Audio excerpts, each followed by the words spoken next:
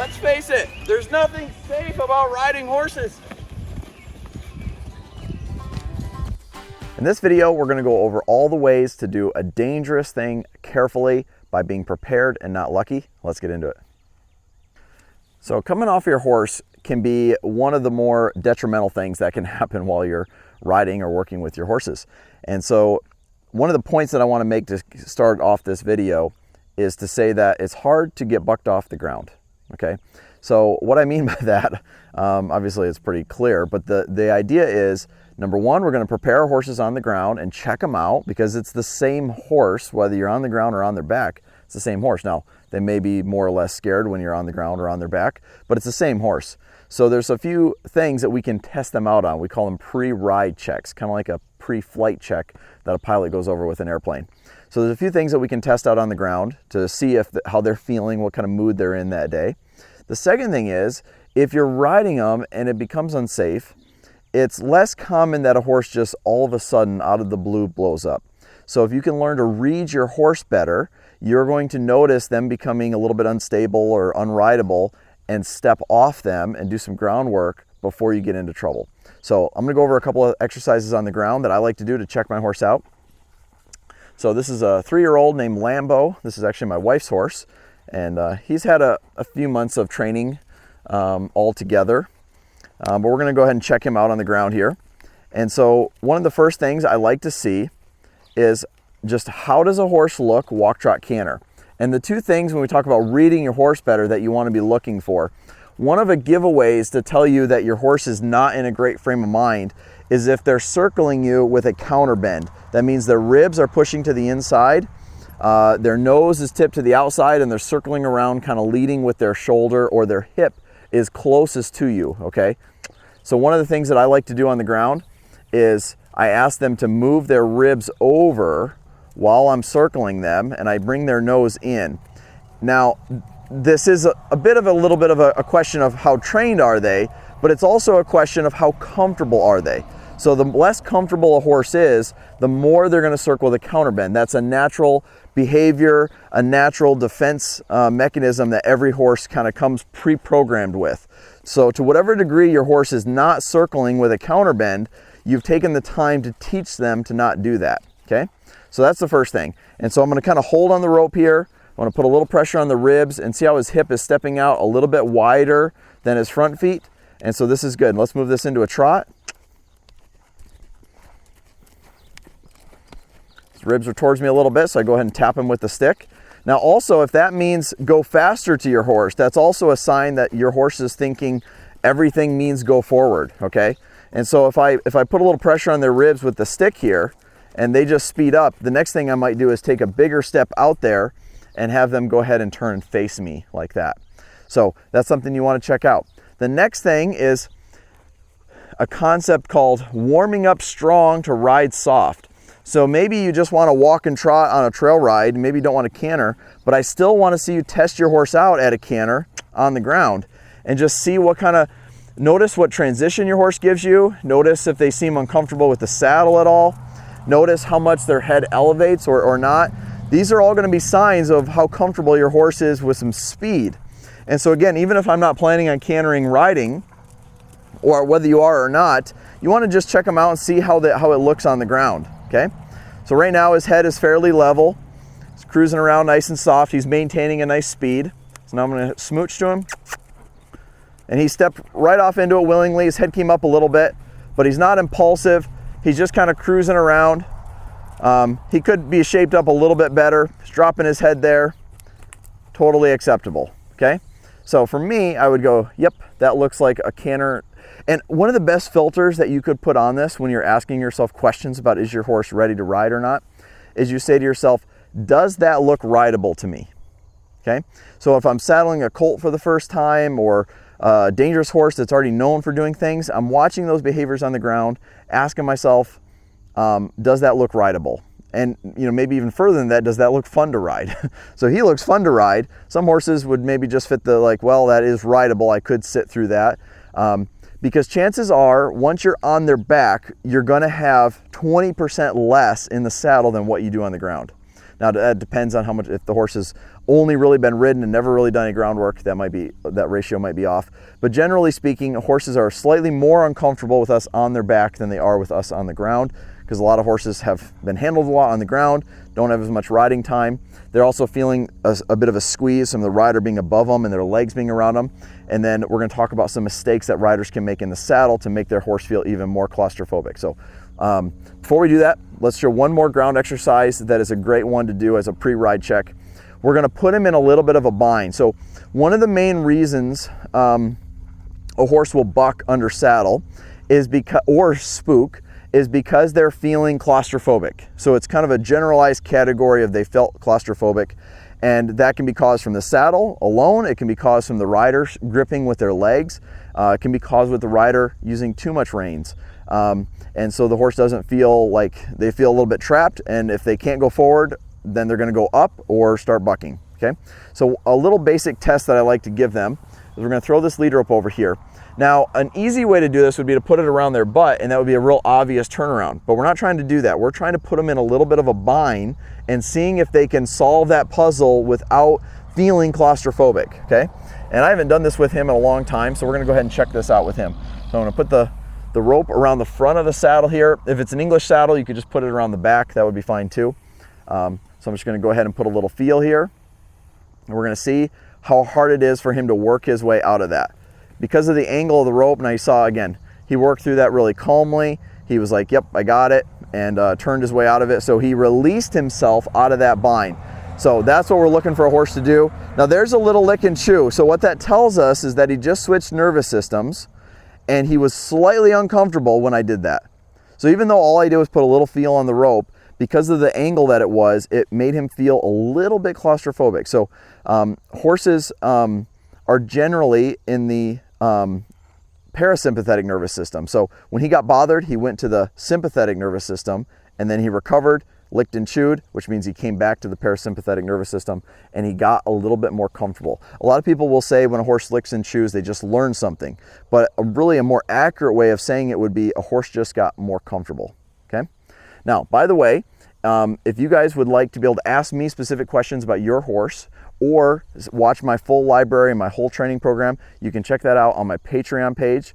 I'll leave a link for that in the description below, and you guys are gonna love that, so make sure you go check that out.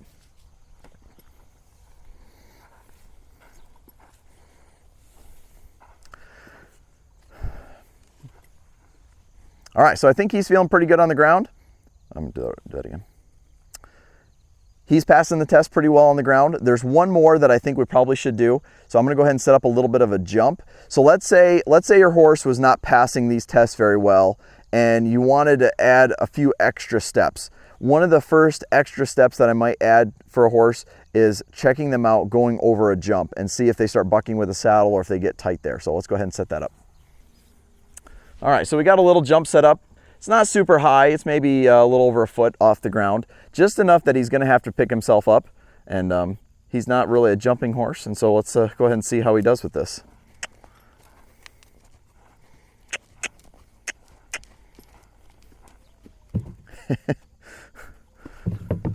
Classic. So let's go ahead and approach this with a little more speed, because again, I wanna see, does he accelerate over it? Does he just stop and refuse to do it? Very good. So to me, he passed with flying colors. That was not the most graceful jump I've ever seen. But what I liked about it is he was willing to go over it, and he did not accelerate on the other side. One of the habits that I like to get horses into, whether it's going up and down a hill or off a little ledge or water, is a lot of horses will be faster on the other side of that squeeze that they're going over, because they feel that squeeze when they go over or through something, under something. And so I'll do a hindquarter yield and let them settle, and I'll keep repeating it until they can maintain the same speed going through the squeeze. So he's passing with flying colors, so let's go ahead and get mounted up, and we're gonna go over some safety things to think about when you're riding. So now we got our bridle on and we're ready to ride. A couple last minute checks. The first thing I'm gonna check is my cinch. Horses can kind of breathe out as you're warming them up on the ground, and all of a sudden the cinch becomes a little bit looser. So we're gonna go ahead and snug that up a little bit. I'm gonna do both of my cinches here. And then another thing that I like to check is on the ground is I'll just ask my horse for some lateral flexion, and I'll just see kind of how willing they are to give that. Now, again, if you haven't taught your horse this, teach it to them on the ground. But even if you have taught them it, this is a great test, because if they know how to do it, but they're a little bit resistant at it, it tells you they're not really wanting to be controlled at that moment. So we could do a little more groundwork, get them a little more cooperative there, and lead to a safer ride. The next thing I'm thinking about when I go to mount up is how cooperative is the horse to be mounted. To me, that is a big tell. You know, if you have to have somebody hold your horse for you to get on, or they're not wanting to stand still, those are little indicators that are telling you that horse is not really in a good frame of mind to be mounted up on. And so again, that's going to lead to more groundwork. We got videos on that on my Patreon page. The next little thing that I look for, especially if I'm going to ride a horse that's known for having some issues, is how much do they elevate their head when I go to step on. Because if they're kind of hanging out, let's say just kind of right here on the ground when I'm not trying to get on, and I go to get on and their head shoots up in the air, that's going to tell me that it's a more of a negative anticipation. They're anticipating some pressure coming on from the rider, even if it's just your body being up there. And so that's a sign that we're going to look for. And so I'm going to take my time with that mounting process, maybe keep reminding them to lower their head down as I do it, things like that. So let's go ahead and get mounted up. And mounting up is also a kind of a dangerous part of this, because when you're on the side of the horse, you're in a pretty vulnerable situation. So the way I like to mount is I'm going to get my foot in the stirrup facing this way, kind of check things out. Then I'm going to pivot over here. I want my reins to be adjusted so that they're short but loose. Okay. My right hand is reaching over the pommel here on the far side. And then my left hand is kind of in the mane on their neck here. And I'm going to bounce 1, 2, 3 and step up. If nothing's changed, I'm going to go ahead and swing my leg over and go ahead and collect my stirrup here with my other foot. So everything's pretty good here. But I've seen a lot of different ways to mount a horse from different people. And there's definitely some safer ways to do it and some not safer ways. One of the classic ones that stands out to me is people grab the back of the saddle here, and they're not very close into the horse, and they're really pulling everything. And if your saddle rolls under the horse, it wouldn't take very long for you to get in a wreck in that situation. Okay, so now that we're up here, the idea is that this next section is going to be about being prepared instead of lucky. Okay, and so, you know, a lot of times when you're riding at home in kind of a safe environment, a round pen, arena, your pasture, that's a good time to prepare for going out on a trail ride or going to a horse show or going to a situation that there might be more variables that are out of your control in those other situations. And so one of the things that I'm going to practice a lot of, and I'm going to do this, there's 2 reasons I would practice what I'm about to show you. One is if you don't know how to do it. If you're not very proficient at what I'm about to show you, you need to practice this enough times until it becomes muscle memory. And I watched a clip with Buck Brannaman talking about this, and his way of saying it was, somebody asked him how often should you practice being able to bend your horse down? And his response was, enough that you would depend your life on it. Enough that you would bet your life on it, something like that. And I was like, boy, that hits pretty hard, right? Like, you know, there's a lot of ways this can go bad when you're up on a horse and they're fast, they're powerful, things happen, you know, very quickly. And so we want to be proficient at it, and we want to teach them to recover. And it's the idea of these proactive steps that lead to safer rides, okay? So like, for instance, one of the common ones that a lot of people talk about is a 1-rein stop. Now, to be fair, if your horse is completely out of control and running off on you, if you were strong enough to bend them, you're probably going to cause that horse to flip over and fall on their face, and it's not going to go very well. So the idea of the 1-rein stop is not to be in a emergency situation where your horse is running off on you and then try to bend them. The idea is you felt them starting to get uncomfortable, and you've practiced this enough that you were able to recover very quickly right away before things escalated. So again, that's where the part of reading your horse and noticing that even if they're still kind of walking and traveling in the direction you wanted to go, noticing that their attention is not on you anymore. Now, another thing that comes up a lot for people, so I'm gonna show that exercise a little bit more here, but another thing that I see, this is probably one of the most common ones that I see that is not safe to do, is managing your horse with what we call a BS rein. So this, you can make up in your mind what you think BS means.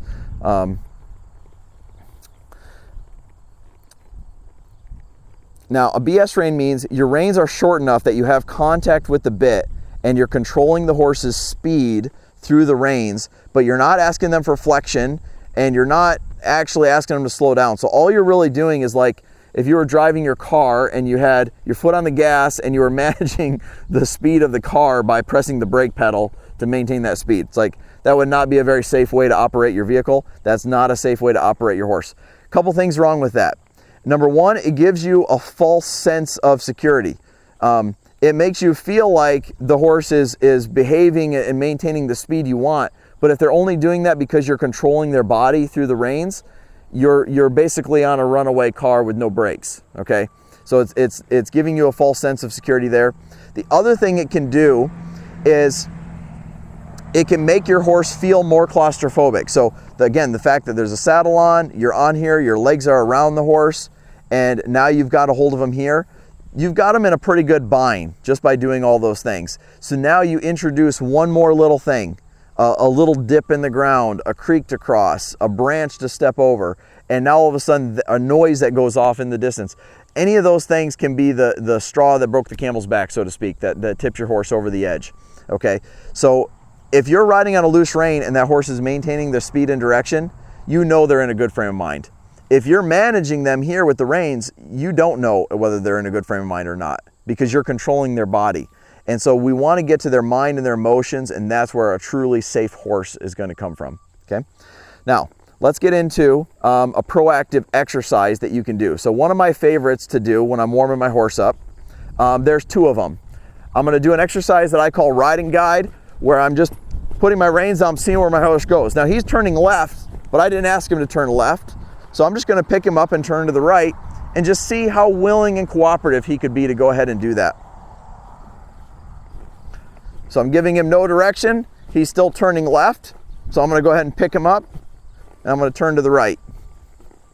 And what I'm looking for, feeling for, is for him to line out and just travel in a straight line and stop trying to take over, because taking over is what leads to taking off, okay?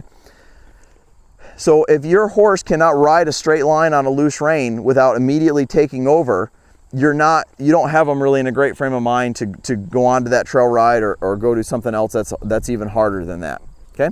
So getting it to where you can trust your horse on a loose rein and they'll travel at the speed and the direction you want to go, just a straight line across the arena. That's the goal. As simple as that sounds, anybody that can do that, put the reins down and ride a straight line across the arena in any direction, you've done some homework to get your horse prepared to be a safe horse to ride, okay?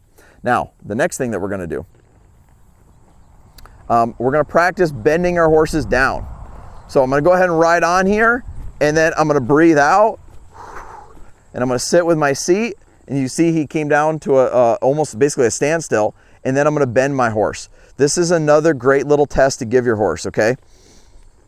So can you bend them down and have slack in this rein and have your horse walk a circle and maintain that bend, okay? This is a very simple thing to do, but it's not easy to do because horses don't naturally walk with this bend. They would normally walk with a counter bend, okay? So they would, now right there, did you guys see he kind of looked up and noticed something? If you were riding a horse that was maybe a little sketchy, maybe they're a green horse or a horse that is known for spooking or doing things, in that moment, instead of giving him a free pass and not doing anything, I might just bend him a little stronger and maybe yield the hindquarters.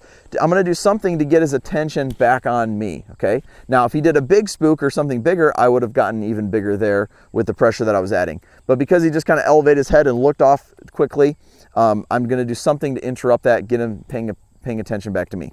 So again, these are exercises that I practice a lot. I have all these in depth on my Patreon page. And these are the things that are going to help us be prepared and not lucky.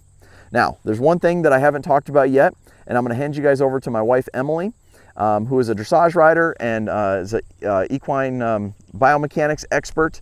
And so she does physical therapy with horses and that sort of thing.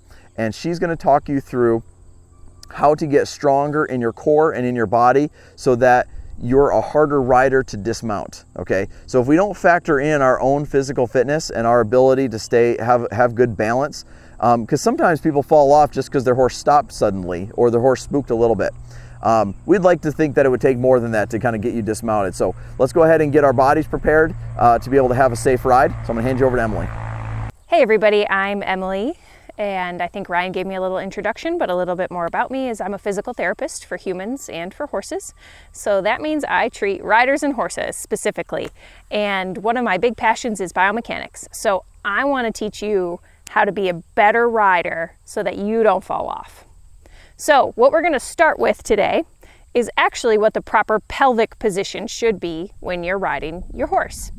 And when we have ourselves in the proper pelvic position, we're able to engage our core, which I'll also talk to you about. So I have my trusty horse here because I think it's a bit easier to show you when I'm down at ground level, and I want to show you that these are exercises you could work on at home, like sitting in a chair, or if you have a barrel that you can ride to. So I'm going to turn it a little bit for you so that you can see my side profile. And we're going to pretend like we're sitting on our horse. So that doesn't mean our feet are up here relaxing. It doesn't mean they're back here. We're going to get our feet right underneath us so that we have support. Like, I want to imagine if my barrel disappeared, if my horse disappeared from under me, I want to be able to land on my feet. Okay, so that means my feet have to be under me. If my feet were up here and that horse disappeared, whoop, I'm going to land right on my butt. And I'm going to break the barrel while I'm at it. So, feet right underneath me. Okay, so let's talk about the proper pelvic position. So your pelvis is one big bone right here. We've all got one. So our pelvis can move in two directions. It can go in an anterior tilt, and it can go in a posterior tilt. So you can see the kind of two extremes, really slouchy here and really hollow backed when I go into an anterior tilt.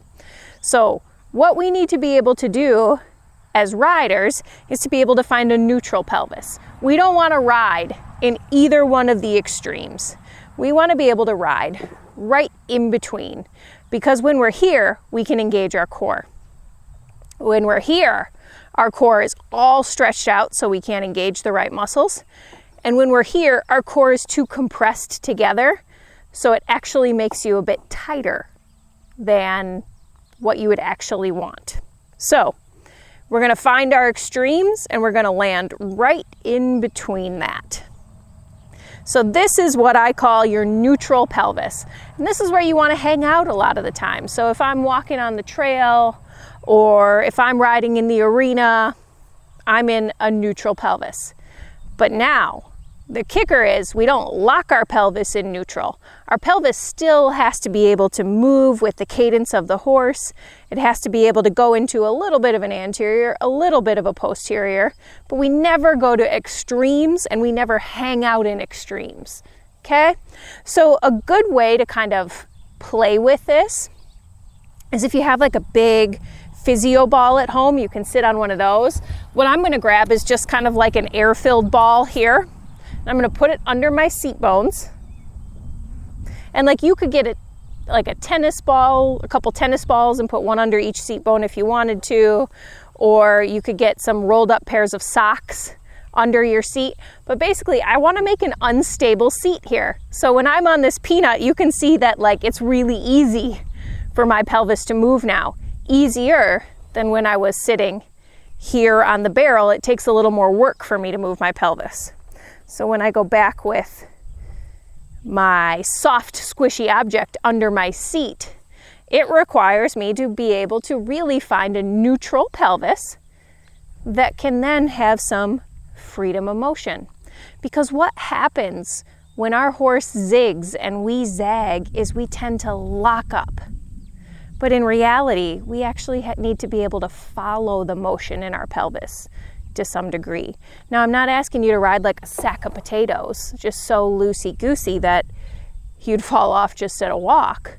But I'm asking you to have mobility with stability, okay?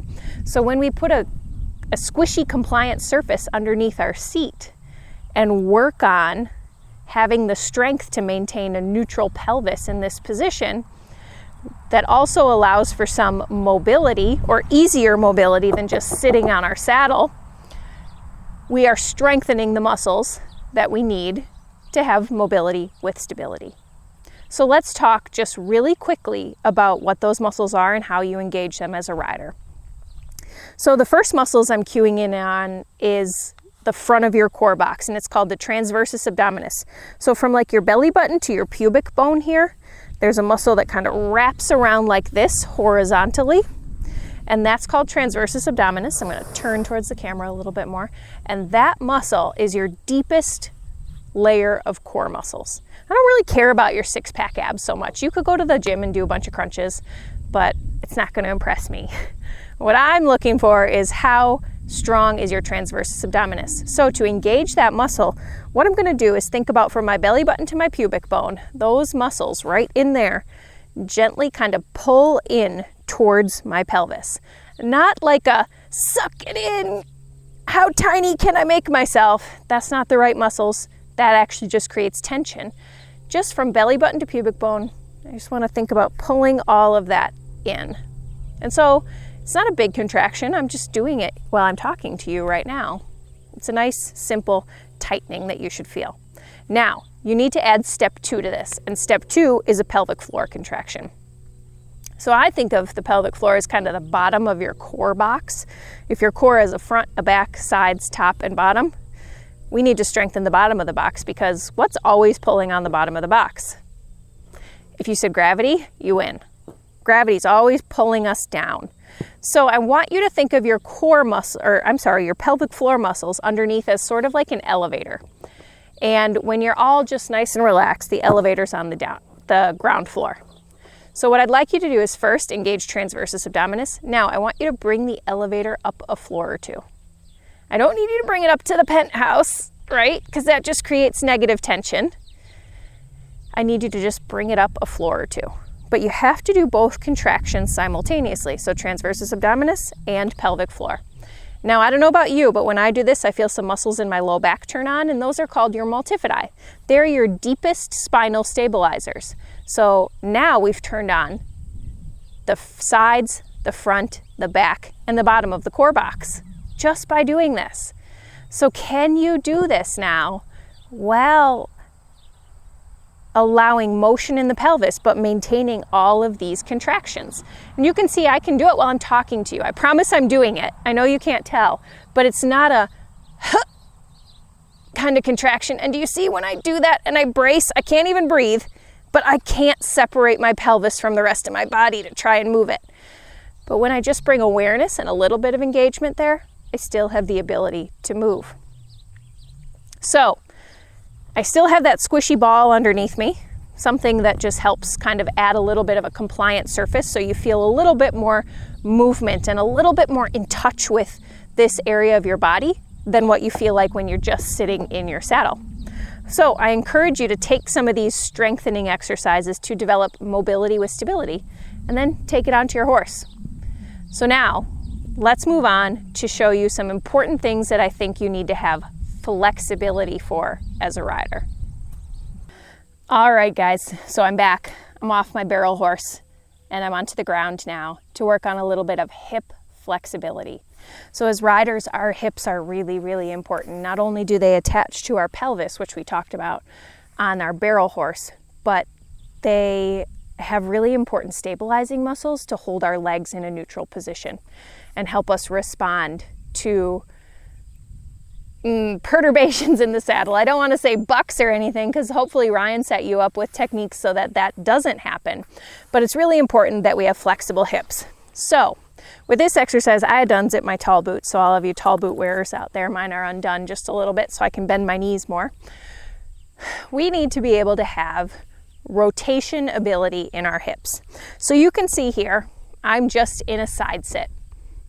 So this is step 1. Can you side sit? Can I keep both my seat bones down on the ground in a side sit and have my upper body straight? Notice I'm not like this, because that takes all of the stress off of the hip that I'm trying to work. So you need to be upright, but if this is too hard for you, maybe legs are out straight and just one is in a side sit. But we want to work towards being able to sit in a side sit, okay? From here, to move on to a more advanced exercise, just let me scoot over on my towel. So I'm in a side sit, but now I want to be able to rotate to a new side sit and stay upright in my body. So you can see how I can go back and forth with hip mobility in order to move in between those side sits. So if you need to, you can absolutely put your hands behind you. You can walk those legs around, get in that new side sit in order to move between the two. But ultimately you want to say, can I do this hands-free because I have the strength and I have the flexibility in my hips to move between these side sits? Okay?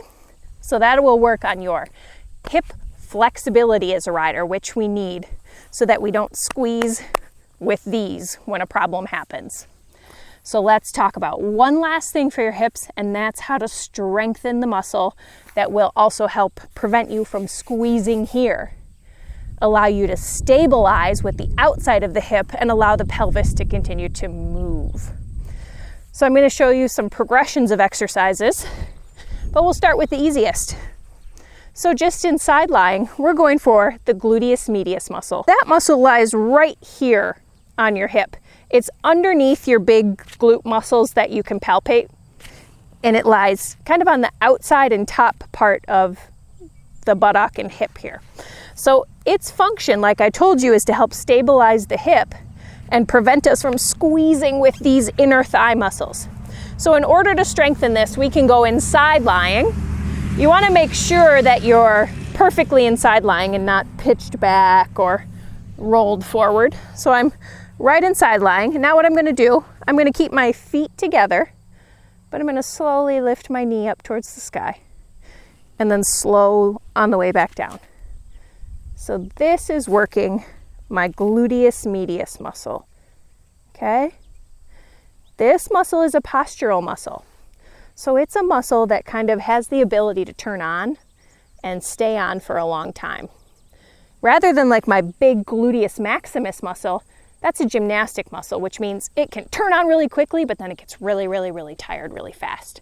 So we need to work our postural muscle of our gluteus medius, as well as, remember those core muscles I told you about in your pelvic floor? Those are postural muscles as well. So that means you need to do high repetitions, okay? It doesn't have to be really intense, heavy weight. It just needs to be higher repetitions. So again, feet together. Make sure you're on your side. Hip is pointing straight up towards the sky. Just lifting those knees apart. It's not how high can I lift my leg.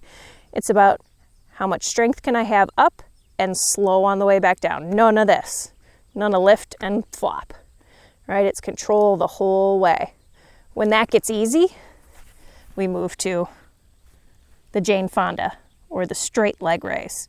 Okay, on the side. So again, my transversus abdominis is engaged, my pelvic floor is engaged. I'm staying pointed straight up towards the ceiling, strengthening that outer hip muscle. Now guys, we got to do this on both sides. So just because I showed you one side, don't forget the other side, okay?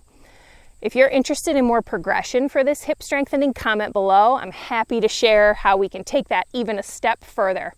So I hope this helps you find more control, stability, strength, and mobility in the saddle. Thanks for watching.